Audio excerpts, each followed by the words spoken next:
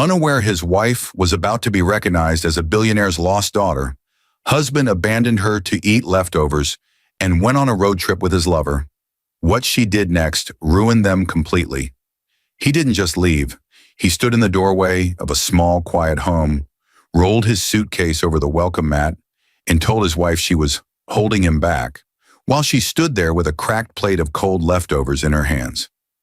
That evening, Grace Harrison tried to smile through the shaking in her chest as she asked, "Where are you going?" Ethan, her husband, didn't even meet her eyes. "Somewhere better," he said. Outside, a car horn sounded, followed by a woman's laugh, bright, easy, familiar. He walked out, climbed into the car with his lover, and drove off for a road trip he'd been planning behind her back. Inside, Grace sat alone at the small kitchen table and ate the meal he refused to touch. She thought this was the worst thing that could happen to her, being left for another woman, being treated like scraps. She had no idea the world outside their little house was already shifting in her favor. Because while Ethan was speeding down the highway with music blasting and his mistress by his side, Grace's phone buzzed on the table with an unknown number. A calm voice left a message she wouldn't listen to until later that day. "This is the Family Heritage Foundation. We need to speak to you urgently about a DNA match connected to your adoption." He thought he'd left a powerless, unwanted wife behind. He had no idea she was hours away from being recognized as the lost daughter of one of the richest families in the country. Dear viewers, thank you for being here. If you watch without subscribing, it's like letting Grace's voice be ignored all over again. When you subscribe, you stand with every person who was underestimated and still rose. Please subscribe, like this video, and tell me in the comments where you're watching from. Grace Harrison, 27 years old, quiet, gentle, and exhausted from a life she never chose, is tearing through her bedroom closet as if searching for something she has lost. Her movements are sharp, almost frantic. Clothes fall from hangers, drawers slam shut, and for a moment it looks like she might collapse under the weight of something she cannot name. Grace always lived with a feeling she couldn't explain, like something important was missing from her life. Only then does the intensity slow into a softer rhythm. Grace kneels on the floor, breathing unsteadily. She pulls out an old wooden keepsake box, the only object her adoptive mother insisted she keep close before she passed. The wood is scratched, the corners worn, but Grace handles it with reverence, like it contains the last thread tying her life together. Inside the box are 3 items: a tiny baby bracelet with no name, an official adoption letter signed by her adoptive parents, and a faded photograph of a woman holding a toddler, Grace herself. Grace lifts the bracelet first. It is so small it fits between her fingertips. She turns it slowly, studying the smooth metal where a name should have been etched. But it is blank. It has always been blank. When Grace was a baby, she wasn't given a name by her birth family. That's what her adoptive parents told her. They said she was found after a terrible disaster. No relatives, no records, no way to trace where she came from. Grace believed them because she had nothing else. She reaches for the adoption letter next. The paper's old, creased so many times that the edges have thinned. As she runs her thumb over the signature of her adoptive father, the scene briefly flickers into a flashback. Grace at 5 years old, sitting on his lap, asking why she didn't look like them. He smiled nervously, repeating the same practiced line. "We found you in a crowded emergency center, sweetheart. You were alone. We saved you." The memory fades, leaving behind a strange heaviness. Now Grace picks up the old photo, the one she has spent her whole life trying to understand. A woman, her adoptive mother, younger, beautiful, eyes full of worry, is holding a toddler whose back is turned toward the camera. The toddler is Grace. She can tell by the bracelet around the child's wrist. But the woman's expression is what confuses her most. She looks uncomfortable, not motherly, almost guilty. Grace frowns. She has stared at this picture 1,000 times, but today something feels different. She studies her adoptive mother's eyes, wide, tense, almost afraid. And for the first time, Grace wonders if the story she was told growing up was ever the whole truth. A nurse in white rushing through a chaotic hallway, a toddler being handed off quickly, no parents in sight, papers falling, voices shouting, a child crying. Then the flash ends as fast as it came, leaving Grace trembling slightly as if some buried memory brushed against her. She always felt like a missing puzzle piece, but she never knew why. Grace places the items back into the box, but her hands shake. Her life has always been simple. Working part-time, caring for the house, doing her best to keep Ethan, her husband, happy. But underneath all of it, there has always been that feeling that she is living someone else's life, like hers was taken from her before she even learned to speak. A soft knock interrupts her thoughts. The bedroom door opens a few inches as Ethan Harrison, her husband, 31, restless, distant, and always looking for something outside his marriage, peeks inside. He is dressed sharply, more dressed than necessary for a normal day. He glances at the mess on the floor with mild irritation. He doesn't ask what she's doing. He doesn't ask if she's okay. He simply says, "You're making noise. I'm on a call." Then he closes the door again, not gently, reminding the audience who he is and the role he plays in her life. A husband who treats her presence like an inconvenience. Grace sighs deeply. Her eyes drift back to the photo as if seeking answers she has been denied for decades. Just then, her phone buzzes on the nightstand. She glances at the screen. Unknown number. Her brows knit. She hesitates. Grace rarely gets calls and never from strangers. She lets it ring, but a few seconds after the call ends, it buzzes again. Same number, same insistence, same strange tug of fate. In her entire life, no one ever searched for her until now. The phone continues to vibrate on the nightstand, the screen glowing in the dim room as Grace stares at it, unsure, afraid, and completely unaware that everything she believes about her life is about to break open. And behind that call waited the truth she was never meant to forget. Grace stands at the kitchen counter, still shaken from the repeated unknown calls earlier. Her hands tremble as she cuts vegetables for dinner. The knife nearly slips. She steadies herself against the counter, breathing hard, trying to calm the sudden panic that has been growing inside her since she saw that number. Before Grace ever learned where she came from, she learned what it felt like to give everything and receive nothing in return. The intensity softens as the scene unveils its rhythm. Grace wipes her hands on a towel and checks the time.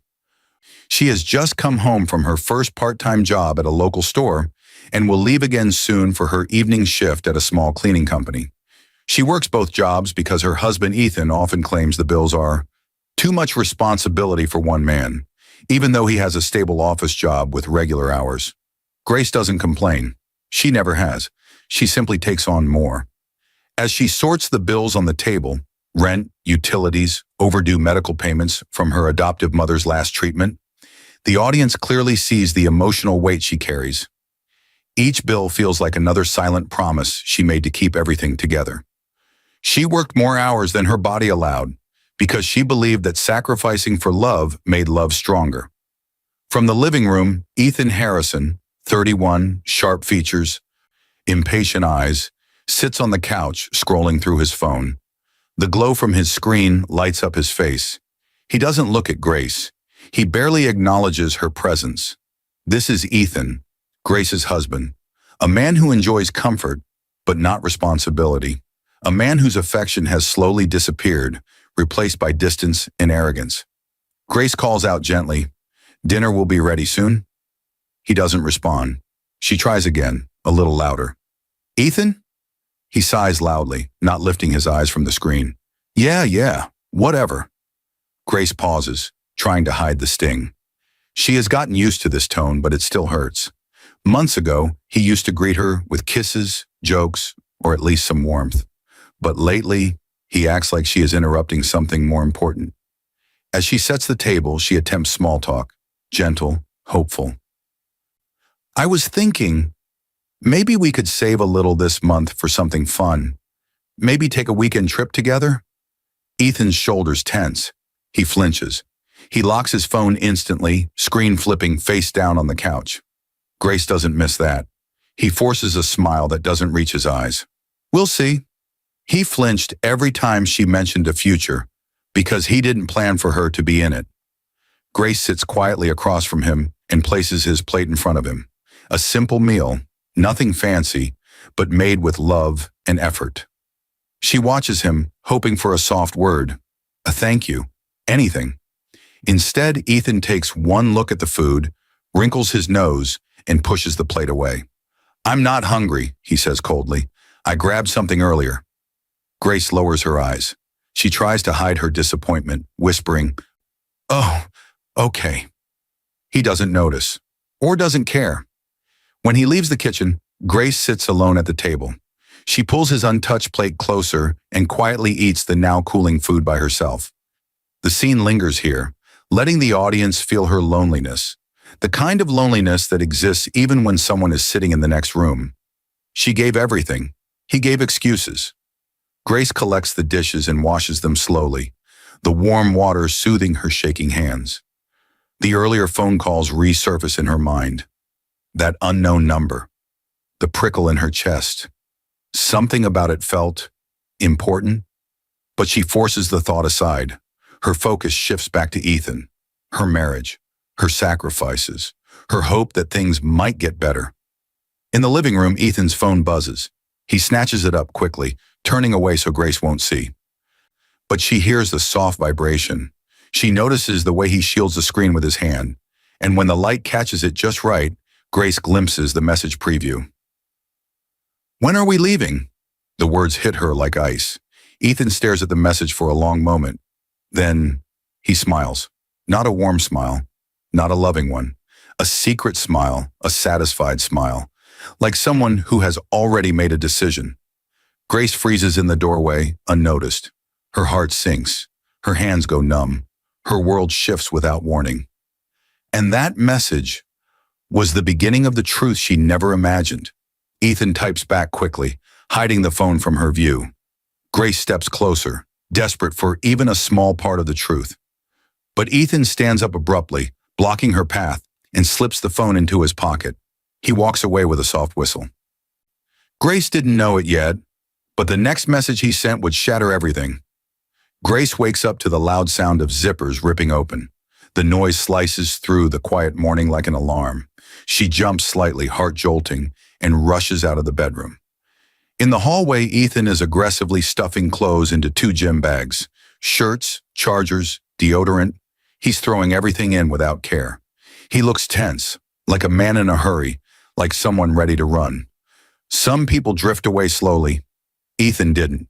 He pulled himself out of their marriage one bag at a time. Grace stands there, frozen. "Ethan, what are you doing?" He doesn't even look up. "Packing?" "For what?" she asks, her voice cracking. "You haven't gone to the gym for weeks." Ethan finally lifts his head, annoyance flashing across his face. "It's just stuff." "Don't start." Grace swallows her fear. Her eyes drift to one of the bags. He's packing nicer shirts, cologne he never wears at home, and a pair of new sneakers she didn't even know he bought. She steps closer. "Why do you need all that?" Ethan zips the bag fast. "Work trip, I told you." But Grace knows he didn't, and he avoids her eyes when he lies. He always has. The scene softens into a slow, uneasy reflection. Grace walks into the kitchen trying to hold herself together. She makes coffee even though she doesn't want any. Her hands shake as she pours it.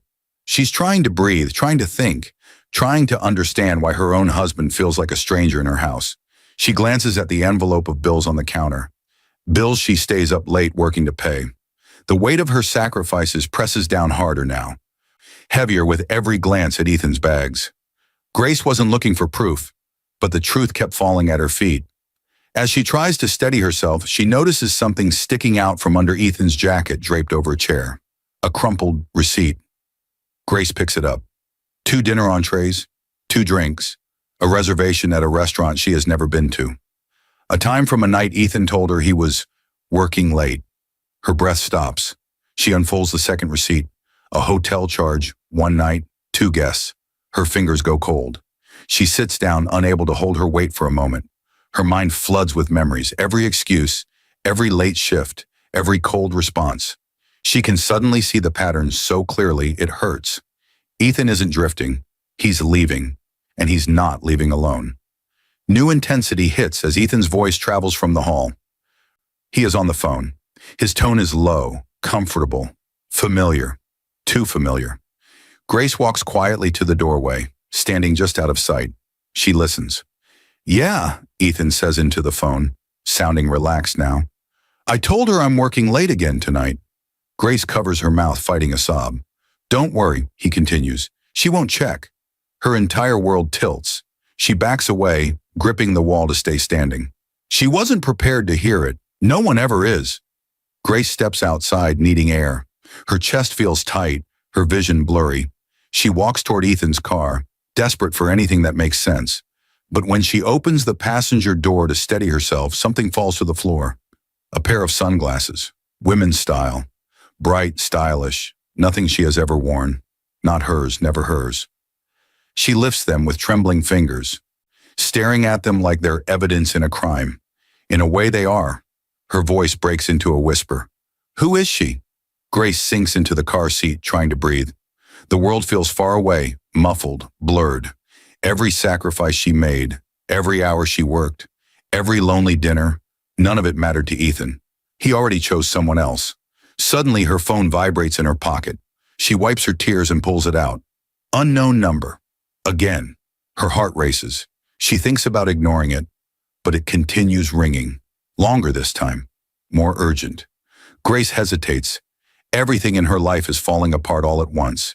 Her marriage, her trust, her sense of safety. And now this number won't stop calling her. She stares at the screen, thumb hovering. She almost taps the voicemail icon when the front door opens and Ethan steps outside with his packed bags. Some messages wait for the right moment, and this one arrived exactly when her whole world was breaking. Grace, trembling, lowers the phone instead of pressing play as Ethan walks past the car, dragging his bags, and the voice she would soon hear would lead her to a truth even deeper than betrayal. Grace stands beside Ethan's car, her hands still clenched around her phone. Inside the house, the silence feels heavy, like everything is holding its breath. She finally gathers courage, unlocks her phone, and taps the voicemail notification from the unknown number. Her heart pounds against her ribs. Tears still blur her vision from everything she found. The receipts, the sunglasses, his lies. She braces herself, unsure if the voicemail is more bad news or something worse. A calm but serious voice begins to play. "Hello," the message says. "This is the Family Heritage Foundation. We need to verify urgent information regarding a recent DNA match connected to your adoption. Please call us back as soon as possible." Grace's breath catches. The phone nearly slips from her hand. The intensity pulls back, slowing into a heavy silence. Grace presses the phone to her chest, eyes staring blankly at the ground. She had expected the next heartbreak to come from Ethan, not from her past. Grace sits down on the front steps, trying to steady her breathing. She replays the voicemail again and again as if hearing it multiple times will somehow make it less frightening. "DNA match. Urgent. Your adoption." The words twist inside her like knots. To keep this from feeling random, the story naturally shifts into backstory. Grace's mind jumps back months earlier. A group of co-workers laughing during lunch break, someone holding a tiny ancestry kit, a colleague saying, "Come on, Grace, we're all doing it. It's fun." She bought a kit. She swabbed her cheek. She filled in her full name, phone number, and current address. She mailed it back, and after checking the online portal once or twice, never thought about it again. She never expected answers. She never expected anyone to be looking for her. A sudden wave of confusion falls over Grace. She stands, staring at her reflection in the car window. Her hands tremble. Could this be real? Could someone actually be looking for her? Her adoptive parents had always said she was found after a chaotic disaster. Papers scattered, names lost. Confusion everywhere. They claimed no relatives were ever found. Grace had believed that story her whole life. But this voicemail, it suggests something different. A warm breeze moves across her face, but she feels cold, like the world is shifting under her feet. She imagines questions she spent her whole life bearing. Who were her real parents? Why did no one come for her? Was she really alone in that disaster? Or was that just what she was told? They didn't just find her, they were searching for her. Grace's eyes widen. She hits play again. The tone of the caller wasn't casual. It wasn't promotional. It sounded like someone trying to deliver life-changing news, but carefully. Her pulse quickens. She feels something she hasn't felt in years. Fear, mixed with hope. The duality shakes her. Suddenly, a car engine grows louder in the driveway. Grace panics and shoves the phone into her pocket just as Ethan walks back toward the house. His face is red with irritation, clearly annoyed about something on his own phone.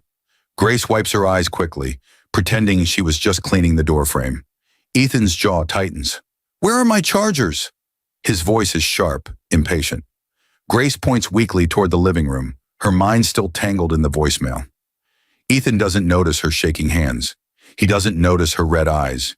He doesn't notice anything about her.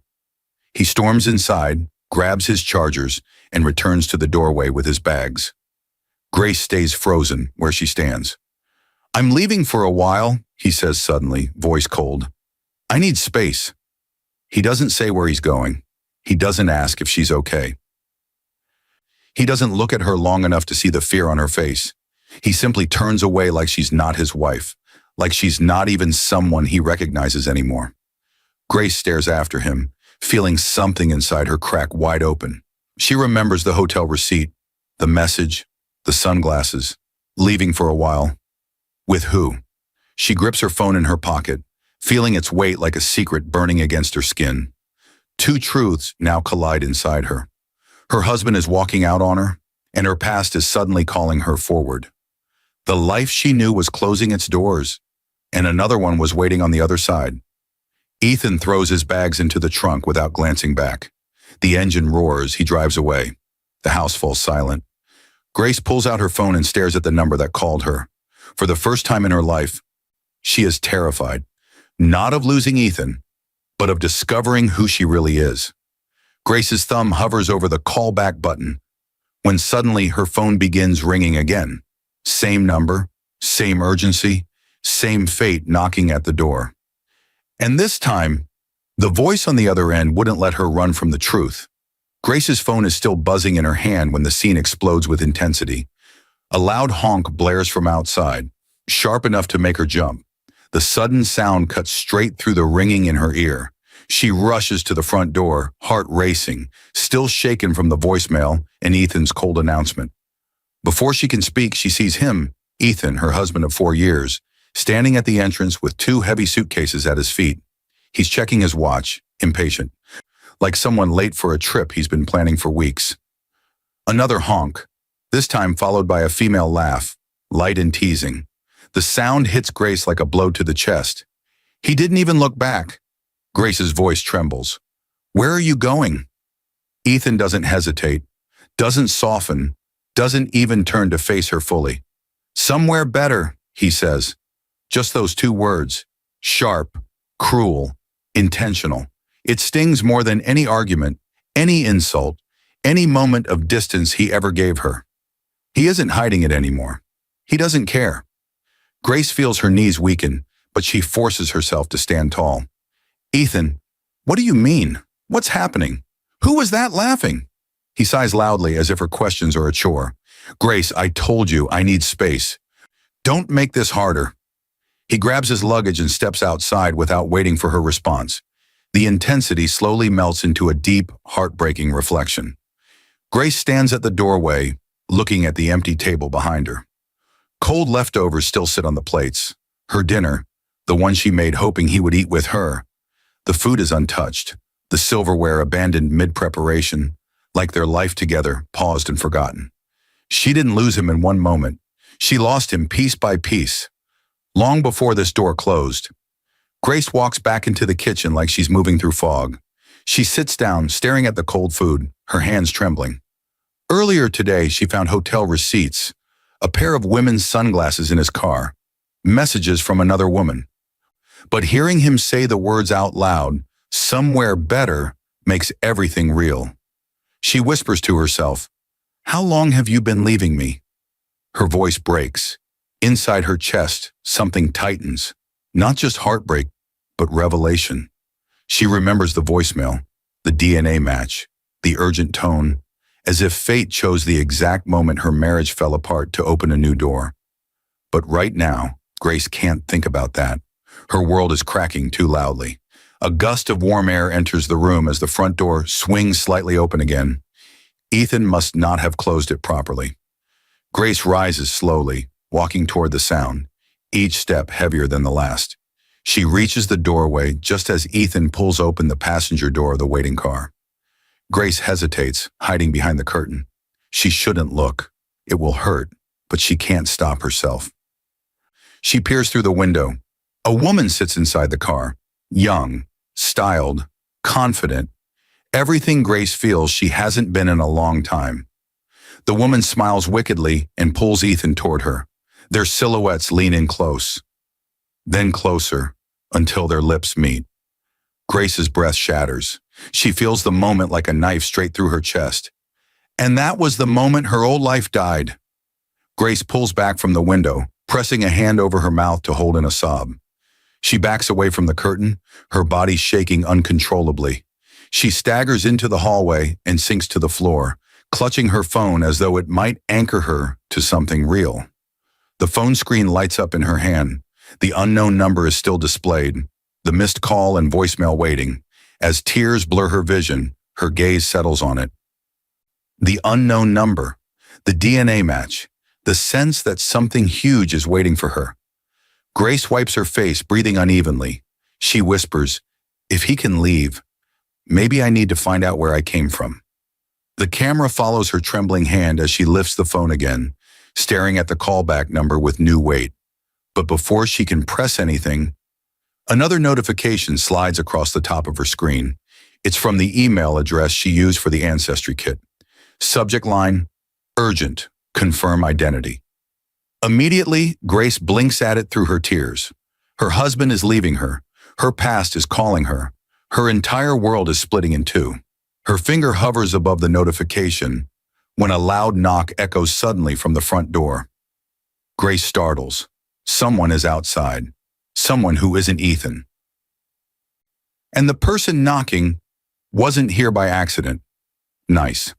Let's finish the rest of the story the same way. Scenes 6 to 10, fixed for logic, A+ realism without shrinking your story or bloating it too much, and then I'll list the specific logic gaps I corrected for these scenes. Grace pulls open the front door so fast she nearly loses her balance. Her heart is pounding, her eyes still red from crying, and her hands tremble around her phone. She expects Ethan to have come back to yell at her, or the woman he left with, or some new disaster standing on her porch. But instead, a woman in a dark blazer stands there, holding a folder pressed tightly to her chest. The woman speaks calmly, professionally, too calm for Grace's chaotic world. "Grace Harrison?" Grace nods slowly, confused and frightened. "Yes, that's me. I'm Dr.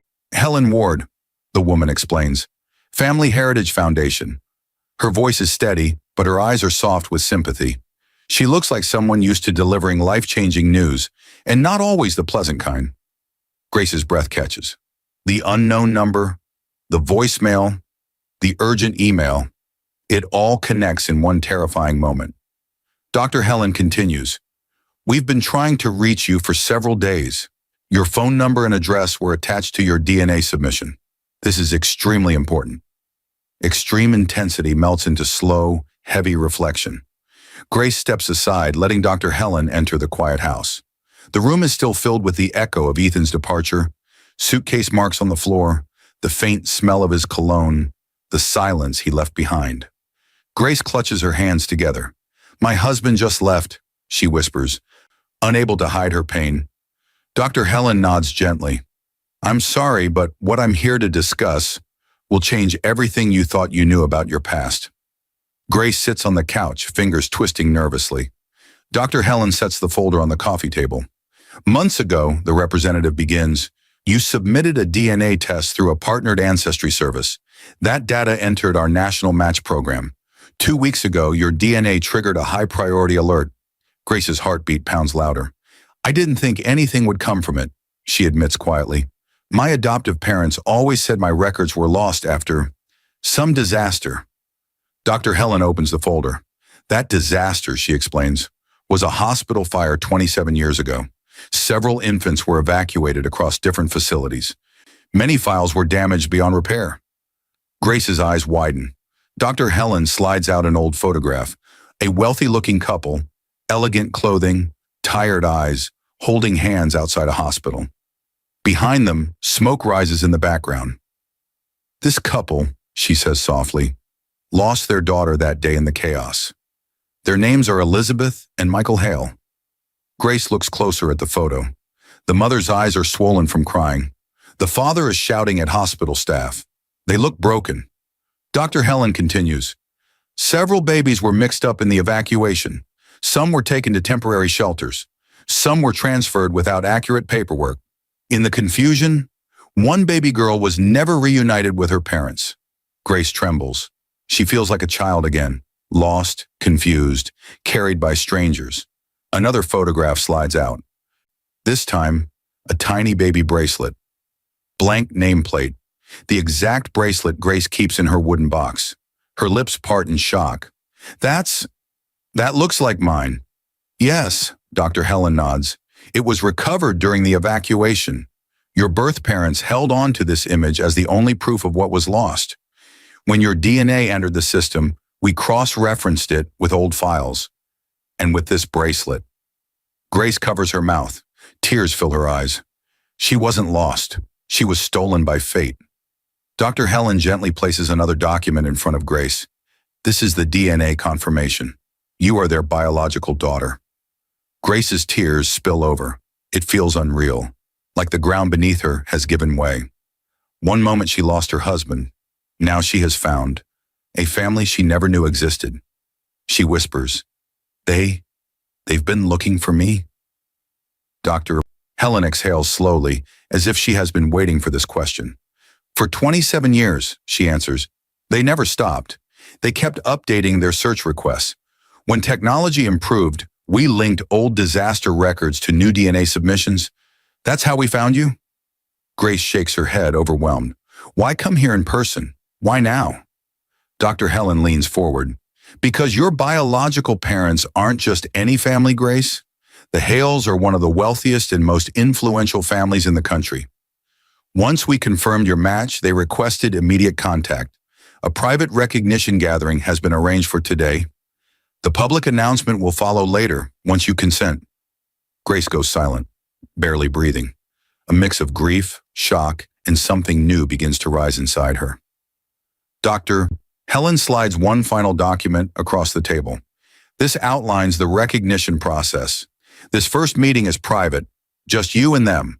After that, if you agree, there will be a formal announcement, possibly within days. Grace blinks. When is the private meeting? Dr. Helen holds her gaze. In a few hours, she says gently. That's why we couldn't wait any longer. The word hits like lightning. Grace gasps as the camera closes in on her stunned face. The front door remains open behind them. Wind blows in, pushing the paper with her DNA confirmation across the table toward Grace's hands. Dr. Helen stands slowly. We need to leave soon, she says. They're already waiting. And the people waiting for her were about to give her a life Ethan never imagined. Grace steps out of the black car and freezes. Before her stands an enormous private estate, tall iron gates, sweeping driveways, manicured gardens. The kind of place she has only seen in magazines and passing conversations. Her heart races so fast she feels dizzy. Dr. Helen Ward, the representative from the foundation, places a gentle hand on Grace's shoulder. They're waiting inside. Grace's breath catches.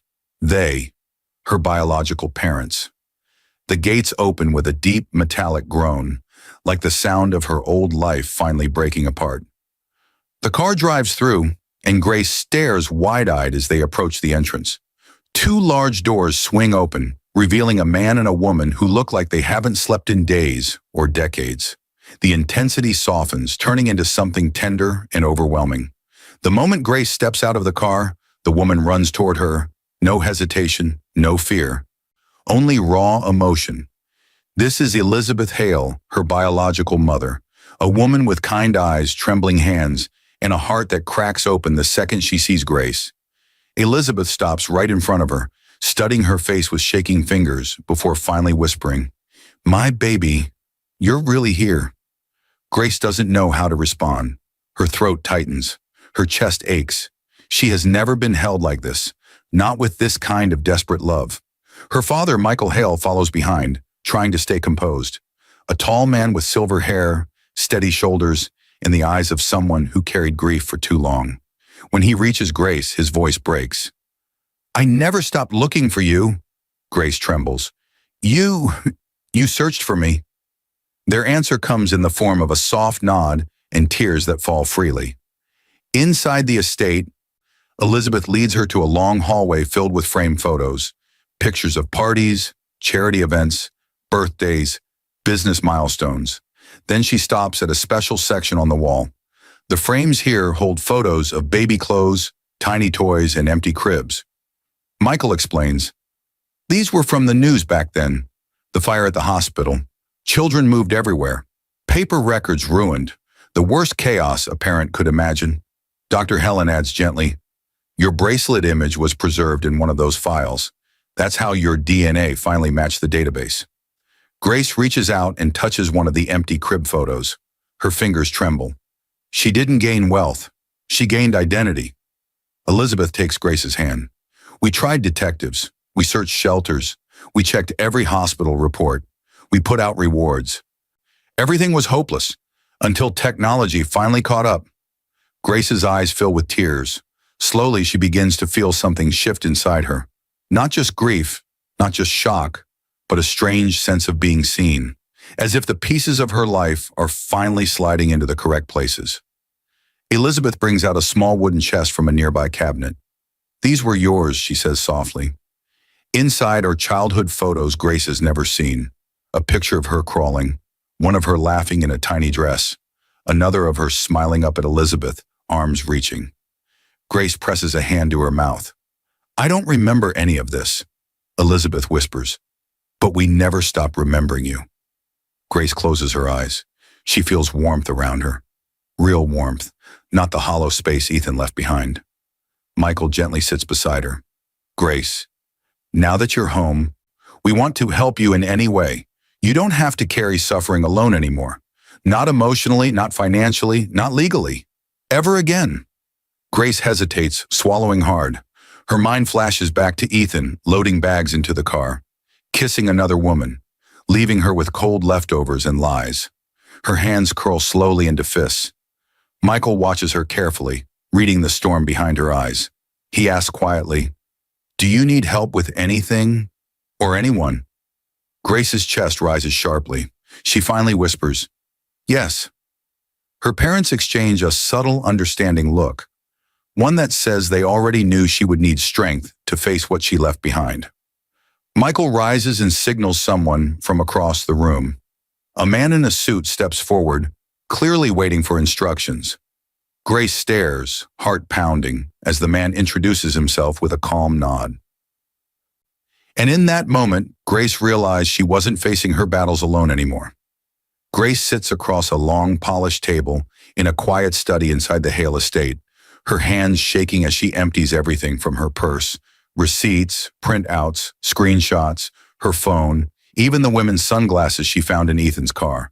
They scatter across the table like pieces of a broken life.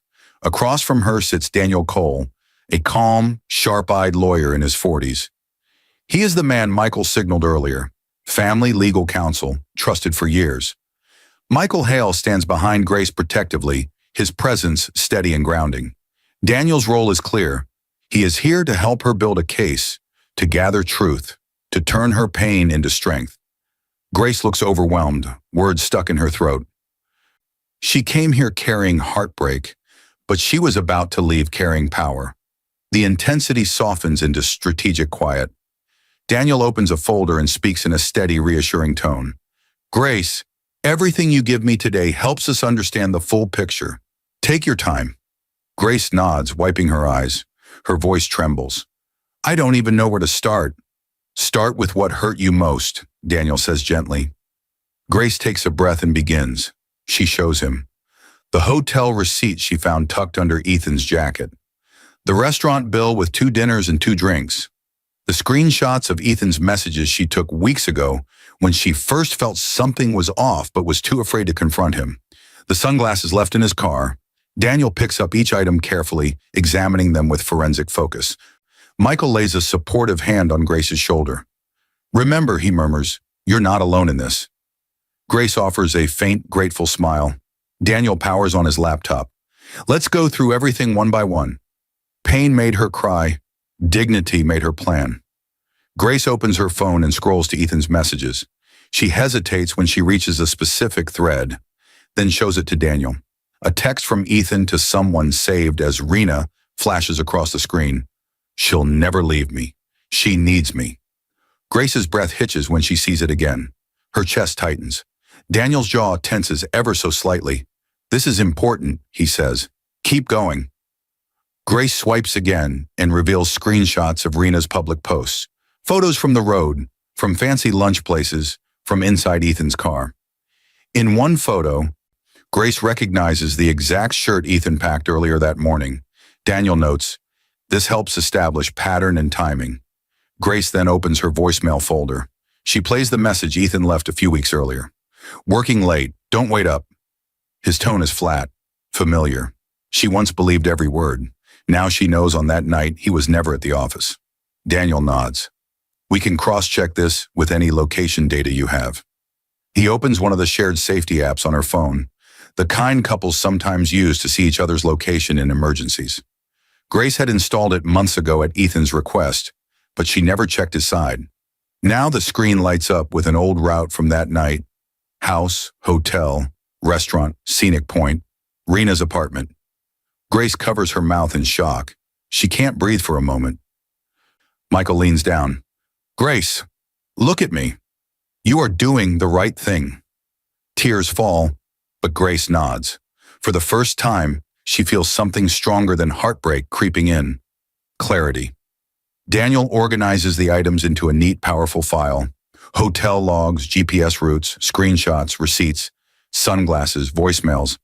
Each piece becomes a brick in the foundation of her revenge. Grace finally speaks, voice steady for the first time. He treated me like I was invisible, like my feelings didn't matter. Her eyes narrow slightly. But I'm done being invisible. Daniel gives a slow, approving nod. This is more than enough to start, he says. We'll file for divorce on grounds of adultery and emotional cruelty. We'll also make sure you are protected financially. Given your new legal status as the Hale's daughter, this process will be watched closely. That can work in your favor. He slides a thick folder across the table. Clean, official, terrifying. Grace, he says firmly, are you ready to begin? Grace looks at her father, who gives her the faintest nod of strength. She takes a deep breath. Yes, I'm ready. Daniel opens the folder. He places the first document in front of her and says only two chilling words. Sign here. Grace's hand hovers over the pen, her entire future about to shift. And as she signed the first page, she didn't know. The world outside was already preparing to witness everything. A few days later, Ethan sits in a busy diner booth with Rena, the mistress he left Grace for. They're laughing loudly, drawing attention, acting like two people who think the world belongs to them. Rena flips her hair and steals a fry from Ethan's plate. Do you think she figured it out yet? She asks teasingly. Ethan scoffs. Grace? She's too soft. She'll cry a little, then pretend nothing happened. She always does. She needs me.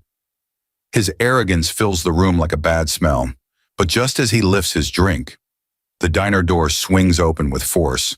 A courier steps inside, tall and serious, wearing a company badge that reads Express Legal Delivery. Ethan barely notices him until the man stops right at their table. Ethan Harrison? The courier asks. Ethan straightens, confused. Yeah. The courier hands him a thick envelope, heavy, official, impossible to ignore. For you, he says.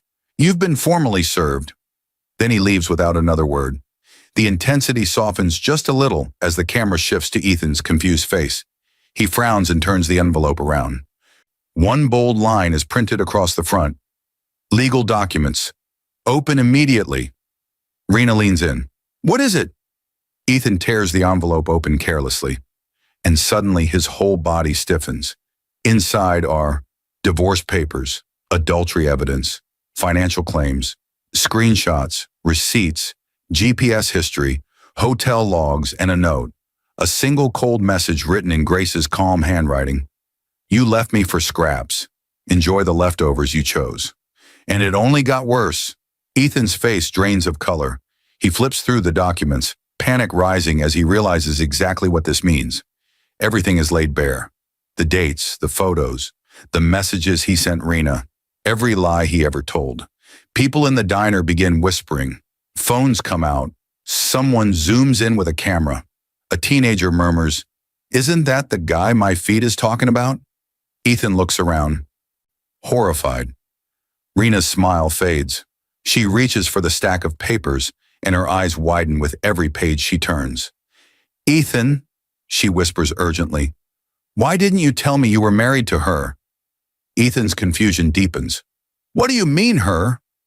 Rena unlocks her phone with shaking hands and shoves the screen in his face. On every screen in the diner, TVs, news notifications, social feeds, is the same headline. Billionaire Hale family announces reunion with long-lost daughter, Grace Hale. A large photo of Grace is displayed, fresh from a private recognition event turned public announcement, looking strong, elegant, and surrounded by her newly reunited family. Grace is no longer Grace Harrison in the caption. She's Grace Hale, sole heiress to the Hale fortune. Rena speaks slowly in disbelief. "You told me she had nothing. You told me she needed you." Ethan freezes. Every TV changes to the same breaking news broadcast.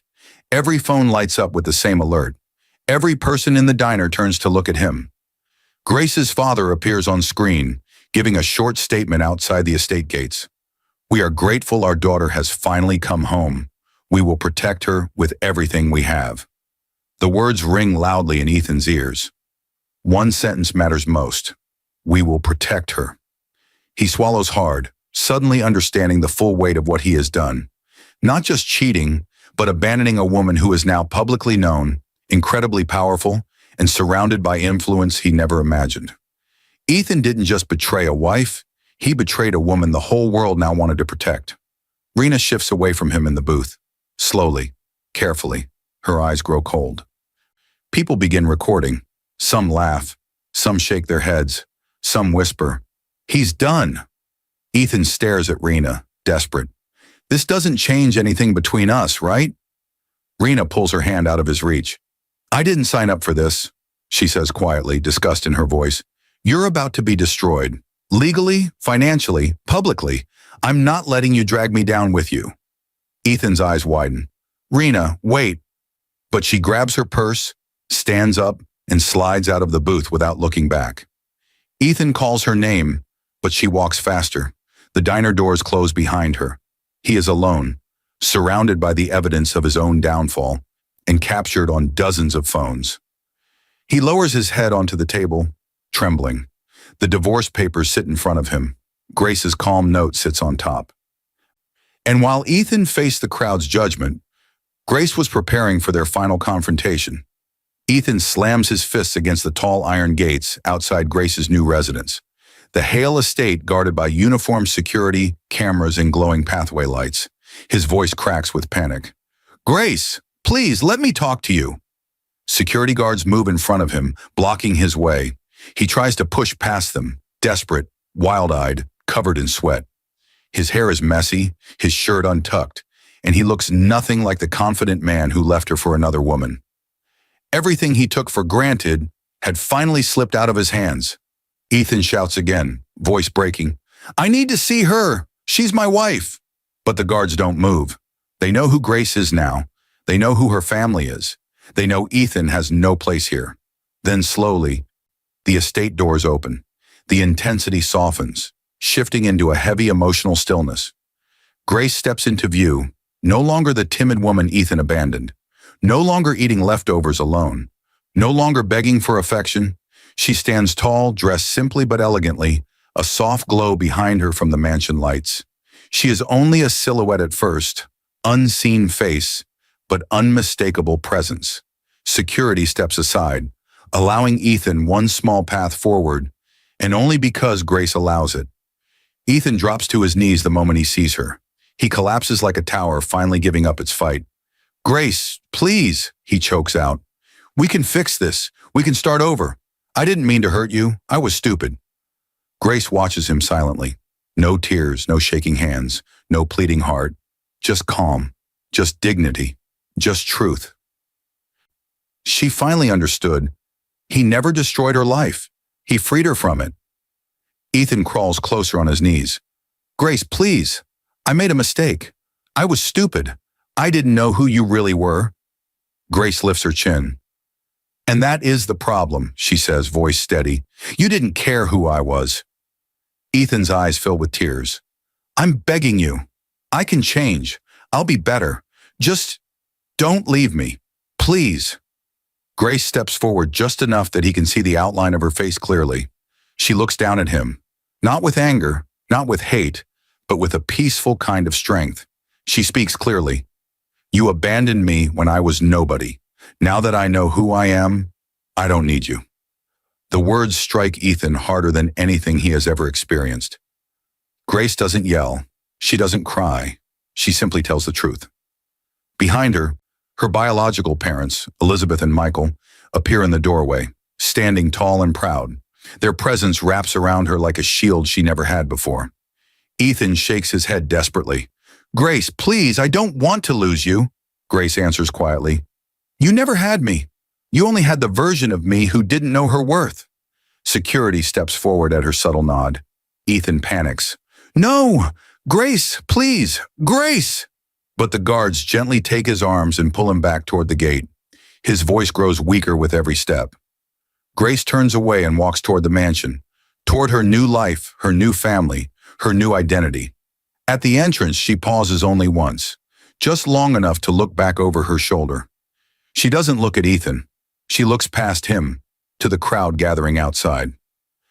Reporters have rushed forward from both sides of the street. Cameras flash in bursts of blinding white. Microphones wave in front of Ethan as security releases him outside the gate. Are you the husband who cheated on Grace Hale? Is it true she left you after becoming heir to the Hale fortune? Do you have anything to say about the divorce? Did you really abandon her for another woman? Ethan collapses onto his knees again, broken, alone, exposed, irrelevant. And that was the end of the man who mistook a queen for a burden and chose scraps over destiny. Final visual. Grace disappears behind the mansion doors as Ethan is left outside. Cameras flashing, reporters shouting, his world ruined by his own choices. And as those doors closed, another, brighter chapter of her life finally opened. I hope you enjoyed watching it as much as I enjoyed creating it. Like, share, and comment on the lessons you've learned. Let me know where you're watching from in the comments below. See you in my next video.